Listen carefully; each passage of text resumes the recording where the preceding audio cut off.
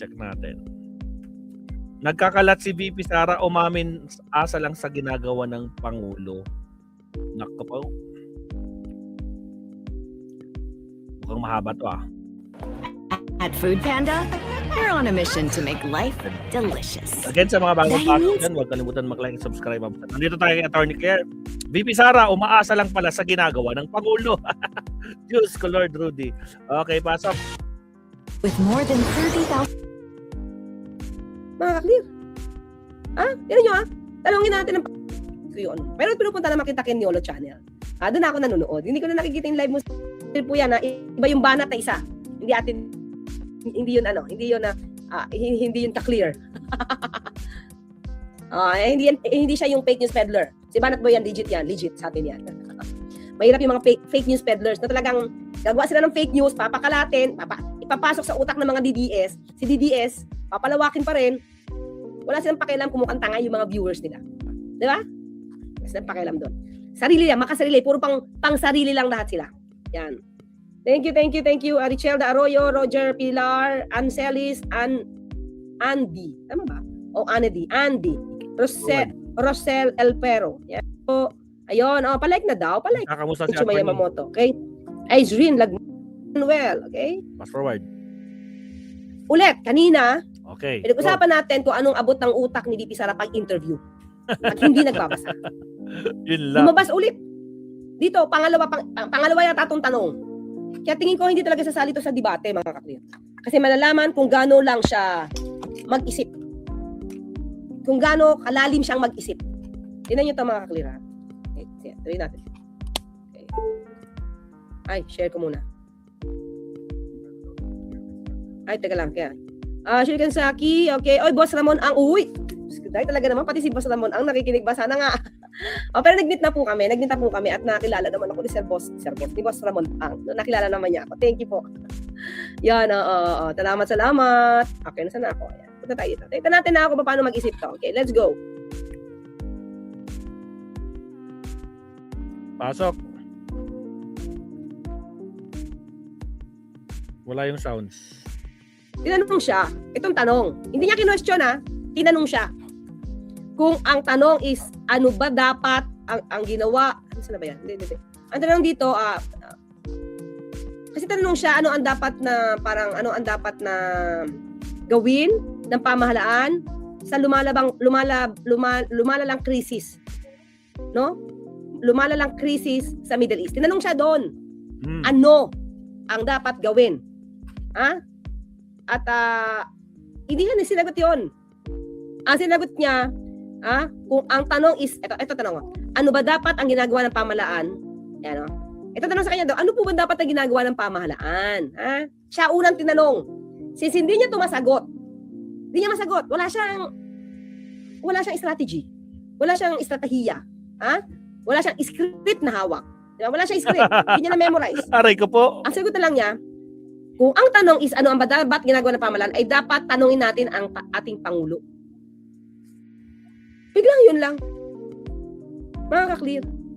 Sa isa niya dating pag-meltdown, hindi naman meltdown, pero press briefing, di ba sabi niya, wala siyang kinikilalang Pangulo. Kailangan natin ko yan. Walang number 1. Number 2 na. Kaya siya na ang lumalabas na presidente sa utak niya. Walang kinikilalang naman. Hanapin ko nga yan. May video yan Saan na ba yun? Bigla ko lang naisip But anyway, sinabi niya yan, ma'am. Wala na akong kinikilalang number 1. Wala na kinikilalang. Yung number 2 na, walang number 1. Walang number 1. Okay? Hindi na wala. Saan na ba siya? Last year pa yun sa isa niyang interview. Mga ka-clear. Kung hanapin nyo yun, kung mahanap nyo sabi, wala akong kinikilalang number 1, number 2 na agad. Yun mga clear. Anyway, ngayon, malaking problema kinakaharap natin sa krisis sa Middle East. Wala na. Tanungin ang Pangulo. Wala kasi siyang masagot. Ito yun mga clear. Ito ba yun? Pagtugon ng gobyerno sa Gigi, muli rin kunisyon ni VP Sara ang pagtugon ng gobyerno sa krisis sa langis. Pakinggan natin ito. Ay dapat tanungin natin ang ating... Putol Bril naman Putol to. Hindi naman yun yung tanong Tanong sa kanya, ang tanong, ano po ba ang dapat na, nakita ko, teka lang nga. Ito. Nasaan ba? MPC to galing eh. Wait MPC. Wait lang, hanapin ko. Okay, wait lang. Ang tanong sa akin kanina, ito pamahalaan. gawa niya para tulungan ang ay dapat tanungin natin ang ating Pangulo, no? Ano bang ginagawa niya para tulungan ang mga kababayan natin na tinatamaan o nahihirapan dahil dito sa epekto ng krisis sa Middle East? Diba, mga clear? Alam mo, alam natin na hindi siya nagbabasa ng news. Alam natin na hindi na siya nakikialam sa pamahalaan. Alam natin na hindi siya updated kung ano nang ginawa ng pamahalaan para sa ating sa transport sector, sa magsasaka, sa fisher folk. Kung paano ma-avail ang libreng sakay.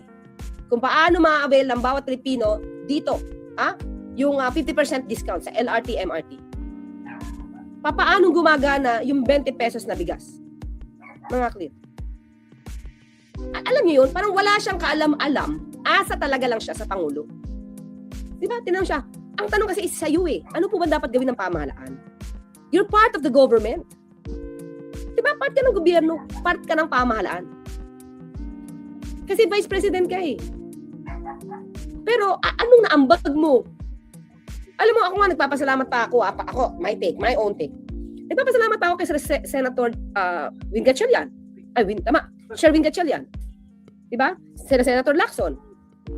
Yung ibang mga miyembro ng Senado, ng House, na nagbibigay ng suggestion. Yung suggestion na alam mong may kabuluhan, na alam mo makakatulong. Diba? Sila SP Tito Soto. Sila nagbibigay. Hindi sila naninira. Alam mo naman kung sino lang ang maninira, mga kaklir. Alam mo kung sino politiko na pag binuka ang bibig, puro paninira sa gobyerno at kay Pangulo. Alam mo na yun. Alam mo na ang kilatis nun. Diba? Hindi nakikita yung ginagawa ngayon ng gobyerno kung hindi lahat ng ginawa parang wala. Tapos ang ginawa, puro sisirain pa. Tulad nito. Tanungin natin ang Pangulo kung ano dapat gawin. Saan ba ito natutulog? Natulog sa pansitan, sa kuweba, nag-hibernate? Anong meron sa kanya? At parang wala siyang kaalam-alam sa nangyayari sa gobyerno.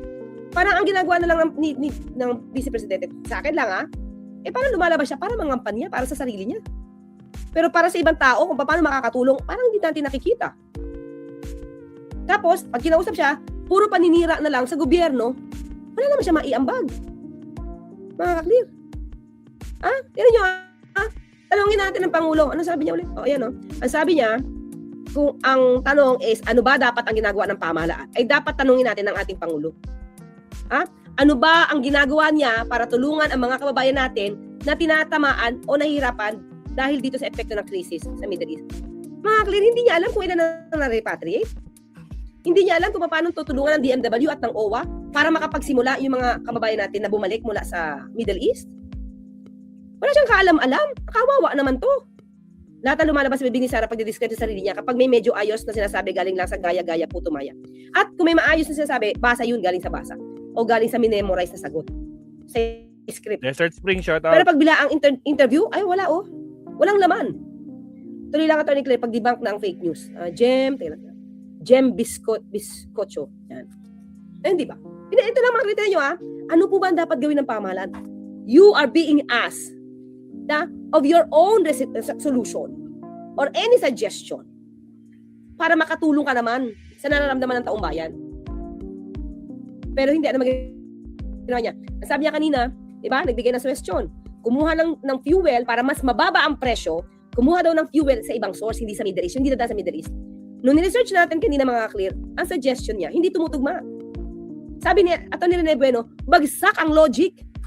Hindi ka dapat nagsasalita, lalo na kung mali ang iyong suggestion. Diba? Yung dapat ang suggestion binibigay, reasonable, meron pinanghuhugutan, may resibo, may facts. Abay, bigla daw, kumuha na lang ng ibang supply na hindi dadaan sa Middle East. Ganun daw ba kabilis yun? Ganun kadali para mapababa ang presyo? Ni-research natin kanina mga clear. Pag kumuha ka ng fuel sa ibang bansa, mas malamang, mas mahal. Dahil unang-una, hindi siya compatible sa refinery natin dito sa Bataan. Pangalawa, logistic challenges. mas malayo, mas malam ang pag-travel. Diba? Tapos ngayon, wala rin siya maibigay na suhestyon. Tanungin ng Pangulo at anong ginagawa, hindi mo alam. Diba? Anong alam nito? Mag-Snow White? Mag-TikTok? Mangampanya? Manira? Vice Presidente ito mga kaklir, ha? Kung ikukumpara natin, wag na natin ikumpara kay Pangulong Marcos Jr. kasi medyo ang layo talaga. Ikumpara natin kay VP Sara, sana hindi naman siya mainsulto. Kay VP, ikumpara pa natin kay VP Lenny. Wag naman sana mainsulto si VP Lenny. Pagkumparahin nyo kung paano sumagot sa mga plano para sa gobyerno, para sa kababayan natin. Wala eh. Diba? Ito tatanungin, dapat kasi inaaral talaga to. Hindi naman to simple eh. Diba? O, tuloy. Pero ikaw, dun sa kumakalat na issue sa kalusugan ng Pangulo, ano ang payag dito ni Vice President Duterte? Jiggy, naging matipid ang tugon ni VP Sara nang tanungin tungkol sa mga kumakalat na umano'y malala ng kalusugan ni Pangulong Bongbong Marcos. Narito ang kanyang sagot. Good luck sa kanya. O see? Hindi naman mga kaklir. Ipinapakalat ng mga kaalyado niya na malala ang sakit ng Pangulo. Malala. Tapos ganito, ismail niya. Diba? Yun din ang gusto niya kasi. Para gusto niya, para mangyari, makaupo na siya agad sa pagkapangulo. Diba? Tignan niyo yung ngiti. Ngiting Nagdadasal mo ba demonyita. ang isang tao? Diyos ko, Lord Lumala ang Rudy. Diba? Ayun yung ngiti niya. Good luck, mga kaklir. Samantala, mga tauhan niya ang nagpapakalat nito. Kaalyado niya ang nagpapakalat nito. Good luck? Mali yan, sabi niya, di ba dapat good job? Kasi, ang Pangulo lang halos nagtatrabaho eh. Ikaw wala. Wala, di ka maasahan. Tingnan niyo mga kaklir, paano kung uupo tong Pangulo? Tapos ganyan yung kanyang mga sagot. Diba? So, ang gagawin na naman niya is magpukpok ng tao kasi di niya alam ang sagot. Pupukpukin niya lang yung tao para magtrabaho. So, kung trabaho nung tama o mali, di na siya mag-iisip kasi magpupukpok lang siya ng tao para magtrabaho. Diba? Tapos siya, patuloy lang sa paninira. Para iangat niya yung sarili niya. So, paano na ito mga clear? Pag ito ang naging Pangulo, baka buong 6 na taon natin, puro fake news. Pagagandahin eh. Diba? Pagagandahin ng mga vloggers niya, yung ginagawa niya, yung pala walang ginagawa. Papalabasin na hindi siya corrupt, yung pala hindi makapag-account. Katulad na nangyari kay dating Pangulong Duterte. Natakpan ng confidential funds. Bakit? Confidential in nature, hindi kailangan sagutin. At yun ang ginawa din ni Ombudsman Martires. Tinolerate. Ombudsman yun. Paano na tayo niyan? Tignan yung ngiti, di ba? Oh. Attorney, my mom told me mag-lockdown dyan sa Pinas sa April 15. Nag-stuck na. Ang mama sa takot ma-lockdown ulit dyan. Fake news po yan, Jennifer. Pakisabi sa mama mo, huwag kasi naniniwala sa fake news. Hanggat hindi po ang mainstream nagbibigay nito, huwag po sila magpakaloko-loko. Yan ang problema kasi. Yan naman ginagawa ng mga tong fake news peddlers na to eh. Pangulong Bongbong Marcos, narito ang kanyang sagot. Good luck O, di ba? Ngiti At kalusugan, lumalalang kalusugan, no? sa kanya. Kahapon din naman, sinagot na ng Pangulo yan at sinabing wala siyang problema sa kalusugan at nagmo-monitor lang siya ng kanyang diet. Samantala, Jiggy, hindi maiwasan ng bise na ipahayag ang pagkadismaya sa kalagayan umano ng sundalo sa ilalim ng administrasyong Marcos. Pakinggan natin ulit si VP Sara. Sadly, the state of the nation has failed the Filipino soldier. Kung nakikita nyo, there is an absence of an independent foreign policy framework para sa ating bayan. Ano independent policy? Dapat tanungin kasi dito ng mga nag-independent. Ano po yung foreign policy na gusto nyo? What are you referring to? Are you referring to the fact that your father was brought to The Hague? That's why you're questioning about the independent foreign policy? Doon lang naman siya doon lang yung ini-issue niya about independent foreign policy na dinala daw sa The Hague. Hinayaan daw natin na ibang bansa maglitis. Hindi po ibang bansa ang ICC. It's a court. At tandaan natin, bago umalis ang tatay mo sa ICC, bago siya nag-withdraw, miyembro tayo ng ICC and we believe in ICC. Sakop tayo dati ng ICC, miyembro tayo dati ng ICC. So anything na ililitigate doon, walang issue about sovereignty. Kasi we were a member at that time. until umalis ang tatay mo, si dating Pangulo Duterte, dahil nasampahan siya ng kaso doon. Diba? Sino may suggestion nun? Yung Butiki. Si Tuko. Sino si Butiki? Si Kilala? Sal. Sal Butiki. Suggestion niya yon. Bakit? Grabe na si Atty. Claire. Talagang kwandat, bumabanat na rin Para makaligtas sa liability. Pero, sabi nga may paraan ng Panginoon. Mapanagot ang dapat na managot. Hindi naman maiiwasan. Diba?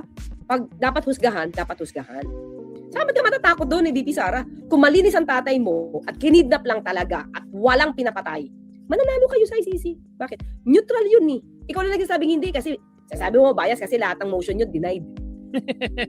Diba? So anong foreign policy pinagsasabi nito? Itandaan natin. Nung panahon na nawa-water cannon tayo sa West Philippine Sea, anong sagot mo? Wala. You are not the architect of the foreign policy. Ayaw mong magkomento patungkol sa China, di ba? Ako. No comment. I'm not the architect of the foreign policy. Ngayon, you're talking about foreign policy and about sovereignty? Di ba? Di ba? You're talking about sovereignty when you said you are not pro any country. Di ba? You're not pro any country. Tapos ngayon, you're talking about sovereignty. Tapos sabi mo sa sundalo, walang independent foreign policy. Maliwanag. Ano bang stance ng Pangulo? Not even a square inch of our territory will be surrendered to foreign powers.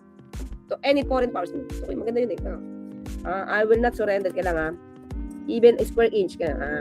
Will not surrender. Ito. Wala kayong ganito, VP Sara. Kasi kayo, gusto niyo pang gawin na probinsya tayo ng ibang bansa. Diba? Yun ang policy niyo noon. Video. Yan. Ito. 2 minutes lang naman. Para, baka nakakalimutan mo to. I will not preside over any process that will abandon even 1 square inch of territory of the Republic of the Philippines to any foreign power.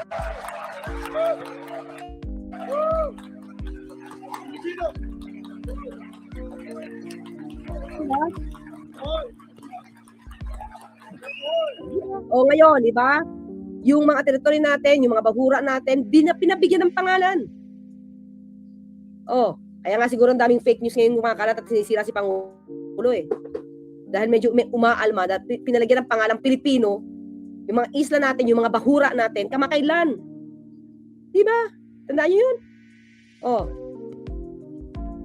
Yun. Isa pa yun mga kakli. Isa pang naging issue yun. Wait lang. May pakita pa ako.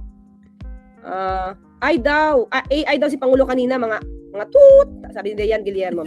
Talaga ugali nila malala. Kaya nga ginagawang tanga, yung mga DDS. Shout out, Charlene. Tuntua naman yung mga DDS na ginagawa silang tanga. Diba? Ito mga kakli. Normal na sa kanila yun, attorney. Wait Talagang lang. tanga talaga sila. Uy, si attorney, ito mga kakli. Ito ba? Anong pinag-uusapan natin sovereignty? Ito ang ginawa ng Pangulo. Kaya wag mong baguhin ang kwento. Ginagawa na naman fake news ni VP Sara. The Philippines Coast Guard has removed a floating barrier installed by China in a disputed area in the South China Sea, calling it a decisive action in upholding international law. The move could stoke tensions after a years-long detention of Asia's most disputed water. The Philippines Coast Guard said it had been instructed to do so by President Ferdinand Marcos Jr. Inutos si Pangulo. Floating barrier nilagay ng China. Pinaalis. The officials condemned the installation of the 980-foot-long barrier at the entrance of the lagoon at Scarborough Shore as a violation of international law and the Southeast Asian nation's sovereignty. They also accused the Chinese Coast Guard of preventing Filipinos from entering the area and fishing. The site has been at the center of sporadic flare-ups over sovereignty and fishing rights. According to Philippines Coast Guard, the barrier posed a hazard to navigation, which is a clear violation of international law. It also hinders the conduct of fishing and livelihood activities of Filipino fishermen. China's Ministry of Foreign Sino ang pinoteksyonan ng Pangulo dito? Of course, yung rights natin. Una. Pangalawa, mga fishermen. Ginawa ba yan? Noon? Di ba yung Sandy Bar, sabi ko nga sa inyo, pinapatrol pa sa Chinese vessel. Kaya nga. Di ba? Kanina pa bumabanat yung shelter for the fisher folk, pinatanggal ni Tigil. dating Pangulo Duterte dahil utos ni Xi Jinping, ni President Xi Jinping. Pinatanggal yun. Pinakita ko sa inyo yun dati. Inutos niya yun, Secretary Lorenzana ng DND, National Defense, ha? Oh, mga kaklir, ikumpara nyo si National Defense Lorenzana sa panahon ni dating Pangulong Duterte at kay Secretary Gibo Teodoro, DND Secretary natin. Ang layo. Patungkol sa stance, sa sovereignty. VP Sara, ha? Konti, ha? Magkaiba. Naku, ipapakita ni Attorney Sikon. Si Bo. Gibo. May video tayong bago dito. October 2, June 6. Okay, Paano sinupalpal ni Gibo yung mga Chinese, di ba? Chinese generals. Ilan po. Mas forward natin ng konti para mahabol Ayun, natin. 25. Ito na. War is a proxy Yan o, war yan. between nuclear. Ito yun eh. said Yan yun. that the Russian-Ukraine war is a proxy war between nuclear powers and needs to be ended. Yan And yun. meanwhile, the United States is selling more arms to this region and setting up more military bases in the Philippines. So, if the proxy war in Europe needs to be ended, are you concerned that a proxy war in Asia might be launched? Thank you. Now, to our Chinese interlocutors, I shall address you collectively. And thank you for the propaganda spills this And thank you for the propaganda spills. Propaganda These guys ask spills. questions. Ganyang katapang ang DND Secretary natin, si Secretary Gibo. guys ask questions. Unfortunately, in my personal opinion, the fact that the question was asked in the way it does, it engenders a deficit of trust in China's words vis-a-vis its actions. I just look back to 1995 on a place called Mischief Reef. There were a few bamboo structures erected there, and China said that these were temporary havens for fisherfolk. Now you have an artificial military island, heavily militarized. China says that it has peaceful intentions. Why does it continue to deny the Philippines its rightful provenance under international law and UNCLOS? And as proof of this, we do not stand alone. None have agreed with China, and none has condemned the Philippines for standing up against China in the face of a threat to its territorial integrity and sovereignty. And thus, for dialogue to be effective, it must be coupled with trust. And China has a lot of trust building to do to be an effective negotiating partner in dispute settlement. Bakit? Ano? Siguro naman, baka naman kasi hindi naiintindihan ni VP Sara ito pinagsasabi ng ni Secretary Gibo. Diba, mga clear? DND Secretary natin, of course, yan ang stance ng Pangulo natin. Ngayon, mga ka-clear, kung naging DND Secretary si VP Sara, ano sabihin niya? Diyos ko, Lord Rudy. Ha? Paano po yung nagwa-water cannon sa atin, sa West Philippine Sea? No comment. No comment. I am not an architect of foreign policy. Ay, naku, patay. Yun. Ganun mangyayari. May floating barrier ang China. DND. Pangulo. Sino kaya masusunod? Ang sinasabing bratinela na si VP Sara? O yung gusto ng Pangulo? Ay kaya nga siguro dapat umalis sa EDUC. Walang nagawa. Pukpok lang ng pukpok. Walang alam. Inamin niya, hindi tayo nagsabi noon. Siya nagsabing wala siyang alam. Di tayo naninira. Yun ang sinabi niya. Wala siyang alam, kaya ang gagawin na lang niya ay magpukpok at hindi niya kayang ma-review kung ano man ang ginagawa ng education department tungkol sa matatag curriculum. Bakit? Wala siyang alam. Yun lang yung magiging dahilan niya. Wala siyang alam. So magpupukpok na lang siya ng tao kasi doon siya eksperto magpukpok, mag-utos. Aray ka po. So paano yun? Wala siyang kaalam-alam. Hindi niya kilala ang presidente ko Disraeli niya. Yes, Ivy Reg. Okay mga clear, yun lang. Melas na tayo. Melas tayo. Okay, 11:47. Attorney Claire. Salamat, Attorney Claire. No, VP Sara, umaasa lang sa ginagawa ng Pangulo. Diyos ko, Lord Rudy. Ano yung last topic ni Attorney Claire? Bibingo tayo kay Attorney Claire yata. Teka lang.